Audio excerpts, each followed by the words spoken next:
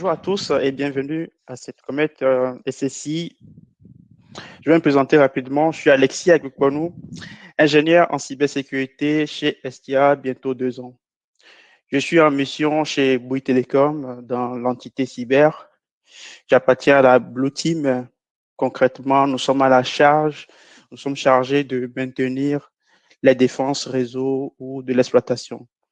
Nous réalisons des contrôles réguliers du système d'information, des analyses de vulnérabilité, etc., en prévision d'un incident de sécurité informatique. L'équipe Blue Team applique régulièrement des patchs, des contrôles techniques sur le système d'exploitation. Nous allons aborder 10 volets autour de ce thème. Nous allons, dans un premier temps, expliquer ce que c'est qu'une vulnérabilité, exposer quelques mots-clés, faire une différence avec un malware ou un virus. Ensuite, nous allons parler de ce que c'est qu'un scanner de vulnérabilité, son mode de fonctionnement. Je vous présenterai quelques outils de vulnérabilité. Je vais parler aussi du mode pentest et à la fin, une petite démo avec Nessus. Qu'est-ce qu'une vulnérabilité? Une vulnérabilité est une faille de sécurité qui pourrait donner à une personne malveillante un accès non autorisé ou privilégié à un réseau, un système par exemple, une application ou des données d'entreprise. Elle provient de la majorité des cas d'une faiblesse de conception d'un système d'information, d'un composant matériel ou d'un logiciel. Il existe de nombreux types de vulnérabilités qui présentent tous de niveaux de risques différents. Pour l'ANSSI, la vulnérabilité est une faute par malveillance ou maladresse dans les spécifications, la conception, la réalisation, l'installation ou la configuration d'un système ou de la façon dont elle est utilisée. Pour eBIOS, une vulnérabilité est une caractéristique d'un bien qui peut constituer une faiblesse ou une faille au regard de la sécurité des systèmes d'information. Quelques mots-clés. Ce qu'il faut savoir, c'est que quand une faille est découverte, une fois les failles ou la vulnérabilité est découverte, ces vulnérabilités font l'objet d'une identification qu'on appelle CVE, pour Common Vulnerabilities and Exposures. Pour identifier les vulnérabilités, le MITRE, une organisation ou corporation, a mis en place un référentiel CVE, Common Vulnerabilities and Exposures, pour associer un identifiant à chaque vulnérabilité. Par exemple, la référence CVE-4 fois Y, qui est l'année dans laquelle la vulnérabilité est sortie, plus une série de chiffres, permet de corréler les informations provenant des différents produits et services. Si on prend par exemple la CVE 2019-615-666-3x6, cette référence identifie une vulnérabilité liée au noyau Linux que vous pouvez retrouver sur le site de MITRE, cvenit.org, ou avoir plus de détails sur le site cvedetail.com. Vous êtes potentiellement au courant de la vulnérabilité qui a été découverte le vendredi dernier, le 10 décembre de mémoire. Cette vulnérabilité a été identifiée et a été déjà répertoriée et a un identifiant qui est CVE 2021, vu que c'est 2021, avec la série de chiffres qui identifie bien la vulnérabilité. Cette vulnérabilité s'appelle log4shell ou qui exploite un module Java qui est log4j. Le score CVS d'une faille est compris entre 0 et 10. 10 critique. Cette note permet de décider de l'urgence du traitement. Donc, pour le cas de la CVE découverte vendredi, c'est une faille dont le score CVSS est de 10. C'est-à-dire qu'une personne derrière ou un attaquant exploitant cette vulnérabilité sur une machine tierce a 100% la main sur votre serveur ou sur votre post. C'est vraiment embêtant, ce qui fait que aujourd'hui, la plupart des entreprises, euh, depuis lundi, toutes les entreprises sont en train de corriger cette vulnérabilité sur leur serveur. Une vulnérabilité 0D ou 0 logon. Alors, vous avez bien deviné, le vendredi, c'était une vulnérabilité 0D ou 0 logon. C'est-à-dire que cette vulnérabilité n'a jamais été connue par les constructeurs et elle a été découverte rapidement. Les patchs ou les corrections sont en cours de correction.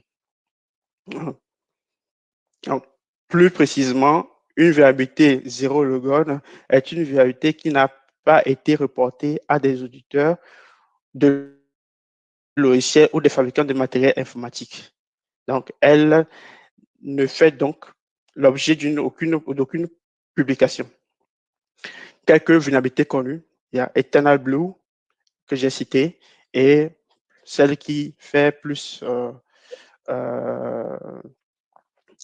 plus le buzz entre griffes en ce moment, c'est Log4Shell. Comment se fait la publication des vulnérabilités? Une fois la vulnérabilité découverte, il y a un rapport qui est fait et envoyé à l'éditeur. L'éditeur confirme que la vulnérabilité existe. Ensuite, on crée un patch où on applique des corrections qui serviront à corriger cette vulnérabilité. On vérifie très bien que le patch ou les correctifs apportés corrigent la vulnérabilité et ensuite une publication est faite. C'est ce qui a été fait dans le cadre de Log4Shell. Certaines entreprises mettent en place un système de bug bounty. Bug bounty, c'est une sorte de concours qui permet, bah, euh, qui est ouvert à tout public ou à des connaisseurs ou à des amateurs ou voilà des chercheurs qui trouvent des vulnérabilités et informent par exemple les éditeurs pour les corriger. Donc, une fois la vulnérabilité trouvée dans le processus du bug bounty, les personnes concernées sont récompensées. Voilà. Ça peut être une somme d'argent, valeur de 10 000 euros par exemple, ce qui est plutôt vraiment intéressant. Quelle est la différence entre une vulnérabilité et un virus? Vous vous posez certainement la question, un virus ou un malware. Un virus ou un malware, pardon, est un code malveillant externe qui se diffuse à la suite d'une action du destinataire, comme l'ouverture d'un document malveillant ou d'une pièce jointe dans un mail que vous ne connaissez pas. Dans certains cas, un virus peut utiliser une vulnérabilité pour se répliquer ou s'octroyer de nouveaux privilèges. Dans ce cas, le virus contient donc un exploit. Alors, qu'est-ce que fait un antivirus dans ce cas? Un antivirus ou un malware protège contre des codes malveillants, mais ne corrige pas les logiciels vulnérables. Un antivirus ou un anti-malware agit comme un rempart pour un malware spécifique, alors que alors qu'un correctif permet de corriger définitivement une vulnérabilité.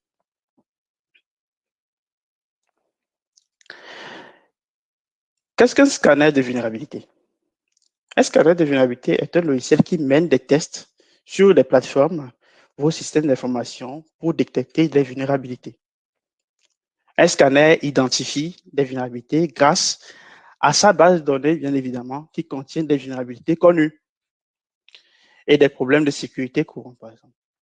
Il permet d'effectuer différents audits à travers différentes approches, dont différents templates. Et ces templates sont basés sur des mécanismes nommés des plugins qui permettent d'adapter le scan en fonction des différentes plateformes que vous avez ou en fonction de votre système d'information. Un scanner de vulnérabilité, comme j'ai dit, est un outil d'audit, de réseau et est basé sur un système d'intrusion. Il fait un balayage sur les ports de vos serveurs, les codes sources des applications. Il cherche, identifie les failles et indique les méthodes utilisées par les hackers pour s'introduire dans votre réseau. Pour aller plus loin, il analyse les protocoles utilisés sur chacun des ports sur un serveur afin d'identifier les services présents. Chaque vulnérabilité trouvée lors du scan ou par un scanner peut être configurée ou catégorisée en fonction de la configuration des serveurs, de la conception ou des failles liées au système d'exploitation, au paramétrage laissé par défaut, par exemple des logins ou des comptes de service laissés par défaut avec des mots de passe totaux ou test ou des comptes route, par exemple, laissés par défaut. Il détecte des failles applicatives comme de type de failles buffer overflow ou de stack overflow ou des absences de patch. À la fin du scan, il génère une liste de failles de vulnérabilité et indique comment y remédier en associant, bien sûr, un identifiant CVE dont on a parlé tout à l'heure. Les différents types de scans de vulnérabilité, effectivement, il y a les scans de vulnérabilité basés uniquement sur des réseaux, les scanners de vulnérabilité basés sur des applications web, les scanners de vulnérabilité basés sur des logiciels. Par contre, toutes ces fonctionnalités ou ces fonctionnalités peuvent se retrouver ensemble dans un seul scanner, un seul outil que nous allons voir après. Je vous présente quelques outils d'analyse.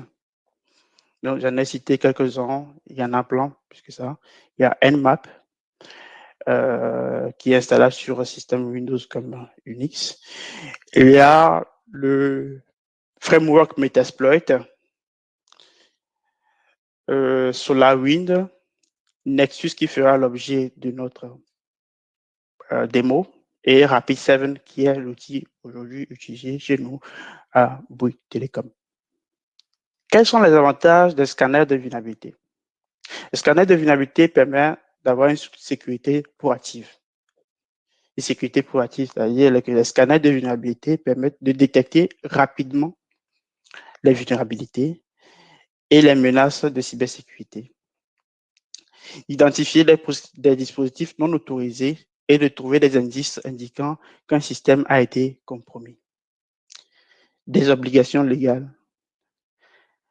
Certaines lois ou normes industrielles exigent que les organisations effectuent des analyses de vulnérabilité internes et externes tous les trimestres, parfois immédiatement après des activités spécifiques, comme la norme de sécurité PCI DSS qui concerne des données de l'industrie des cartes de paiement.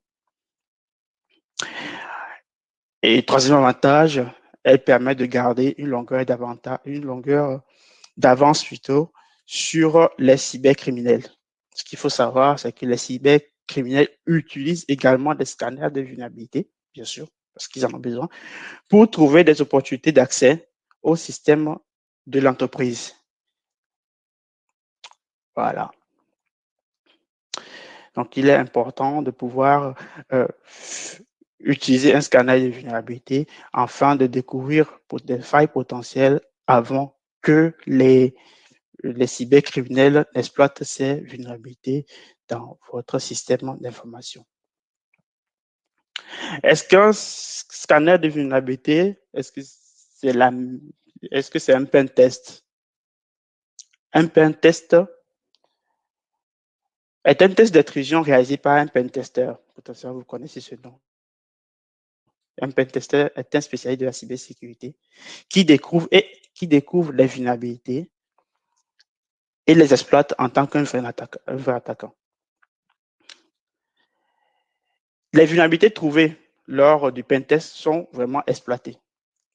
Le pentester utilise des outils automatiques connus sur le marché ou des outils qu'il a ou des scripts qu'il a développés par lui-même pour réaliser son pentest.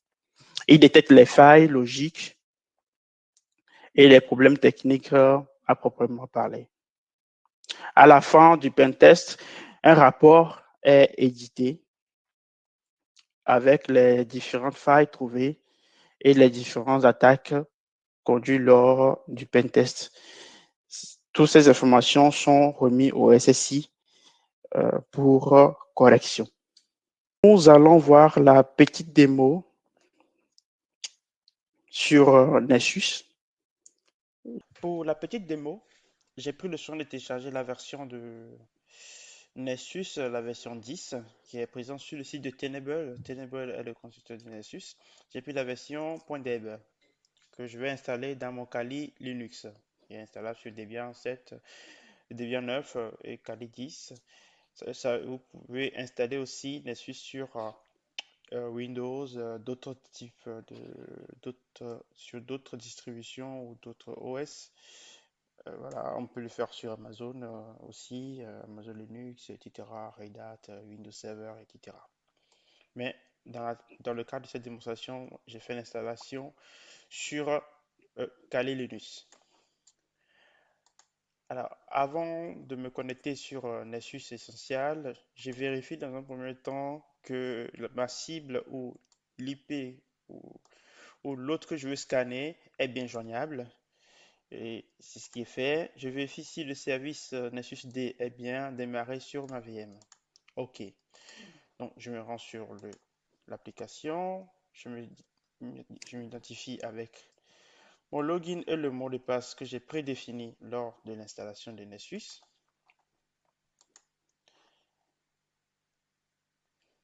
Et nous y voilà. Alors, sur la page, on a des informations.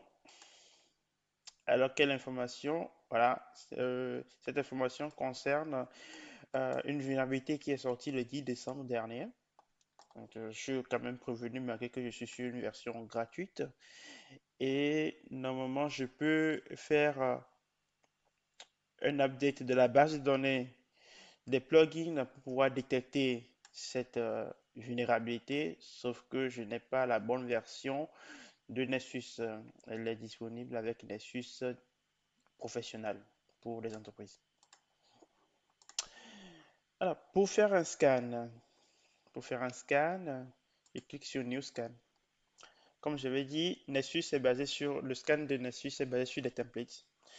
Donc, on peut faire différents scans avec différents templates bien sûr, des scans de découverte par exemple, des scans basiques network, des scans advanced, des scans dynamiques, des scans pour détecter des malwares, des scans orientés mobile device, des scans web applicatifs, des scans de détection de patch, d'audit de patch, des patchs qui ne sont pas passés sur des machines, etc. etc. Vous pouvez voir qu'il y a d'autres types de scans qu'on peut réaliser. Les scans zéro logon pour des vulnérabilités qui sont sorties le même jour. Donc, si j'ai fait à la date du 10 un scan zéro logon, j'aurais pu détecter avec Nessus professionnel, bien sûr, qui, que il y a une nouvelle vulnérabilité qui est sortie. Et il y a d'autres scans que vous pouvez également réaliser avec Nessus professionnel. Ici, j'ai Nessus essentiel, donc je ne peux pas les utiliser. Pour la petite démo, j'ai choisi Advanced Scan.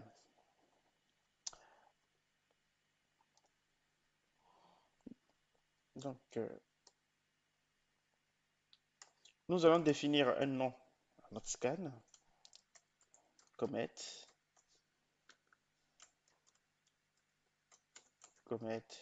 SSI Scan Prod Production.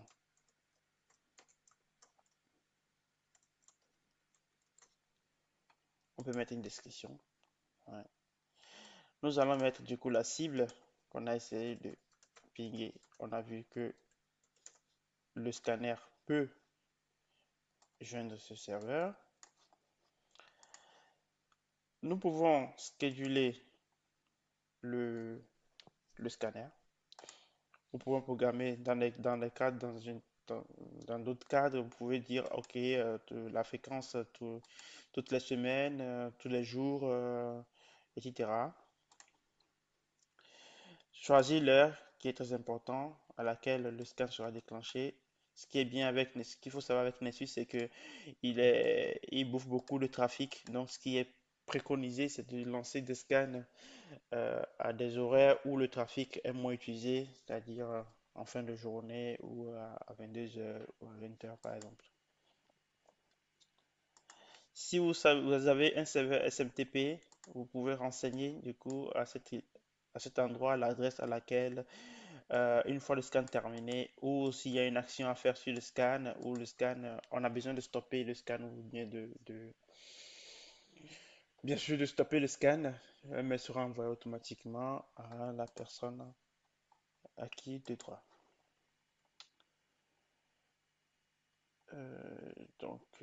On fait, on revient en général, on vérifie tout ça. OK. Donc, crédential.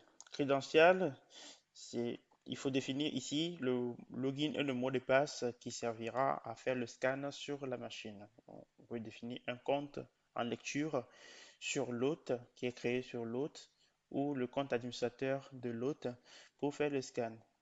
Si c'est une machine qui est de type Unix, vous pouvez définir autant de fois euh, le- les différents logins pour chaque machine, s'ils n'ont pas les mêmes crédentiels, avec les différentes méthodes d'authentification. Dans mon cas, c'est une machine Windows, donc je définis son login et son mot de passe si je veux bien, ou je laisse faire tout seul. Il va faire juste des découvertes de vulnérabilité sans s'authentifier. C'est ce qu'on appelle un scan non authentifié sur l'équipement. Vient la partie plugin qui est vraiment le cœur de Nessus. Nous avons des plugins qui sont déjà présélectionnés et nous pouvons voir les détails de chaque plugin, ce qui est contenu dans chaque plugin. Ça se charge. Voilà. Donc, pour si je choisis plutôt Backdoor, je vois les détails dans Backdoor. Voilà, on a beaucoup de plugins. Le plugin ID. Avec le plugin ID, on peut aller voir en détail plus loin quel est le composant, la description, qu'est-ce qu'il fait exactement, quelle version, etc., etc. Nous allons pas rentrer dans ces détails-là. Donc, moi, dans le cas de mon scan, vu que c'est une machine Windows, je laisse quand même par défaut tous les plugins sélectionnés. Ou si vous voulez faire un scan un peu plus poussé et plus rapide, s'il s'agit d'une machine Unix, ou vous voulez seulement détecter s'il y a un backdoor, vous désactivez tous les autres plugins et laissez actif le plugin backdoor. OK. Nous avons fini de programmer notre scan. On fait save pour sauvegarder la, la configuration. Le scan est sauvegardé et nous avons le bouton launch pour le scanner dans l'immédiat vu qu'on n'a pas voulu le scheduler. Donc, on lance nos scans et on peut voir que le scan a démarré. Je clique sur le scan démarrer.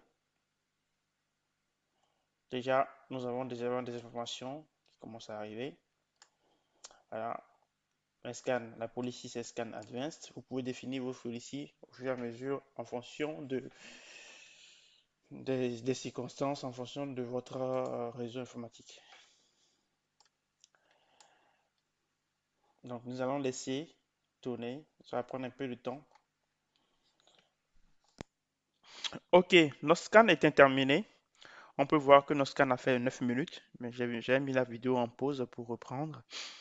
Et nous pouvons voir que nous avons des vulnérabilités, juste des informations, low, medium, high et critical.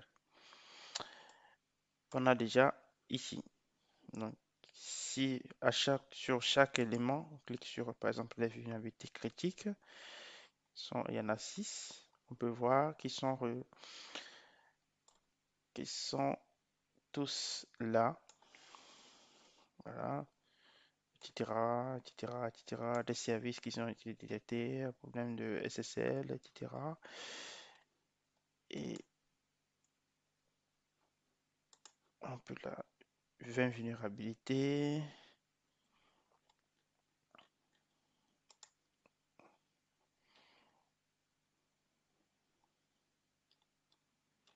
Voilà. Et ce qu'on peut faire, c'est qu'on peut exporter le... Alors, plutôt faire un report en PDF, en HTML ou en CSV pour traiter le résultat. Donc voilà, tac. Si vous voulez en PDF, complete list of vulnerability by host. La fenêtre ne permet pas de pouvoir valider.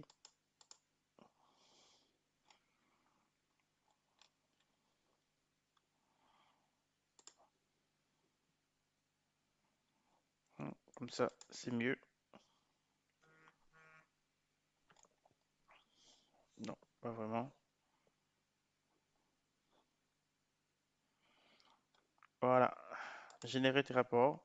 Nous avons notre rapport en version PDF que nous pouvons consulter avec le nom du scan enregistré.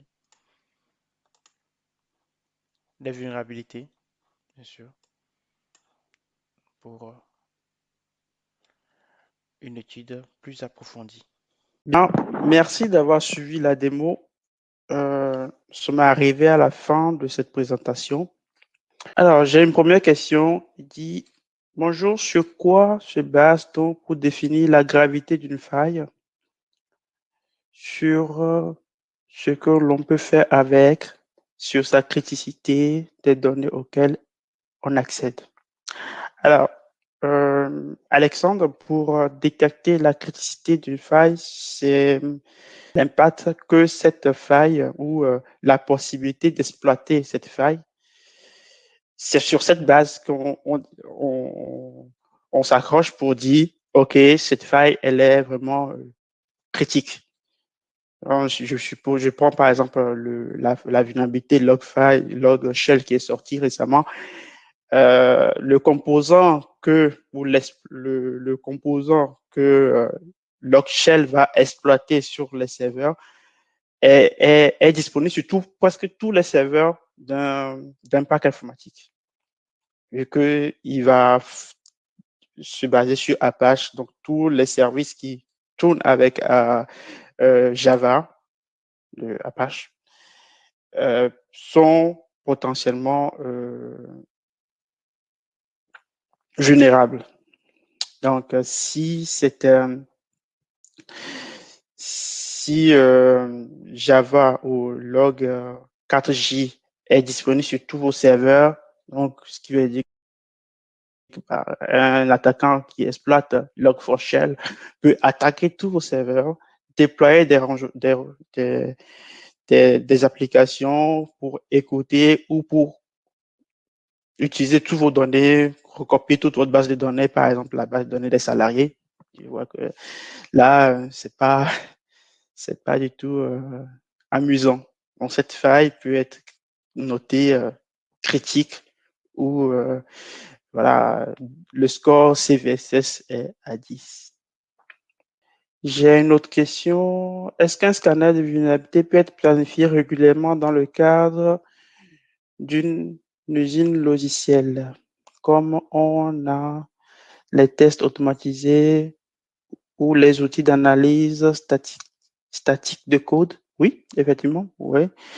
Par exemple, chez Bouygues Télécom, on a des campagnes de scan en fonction des entités.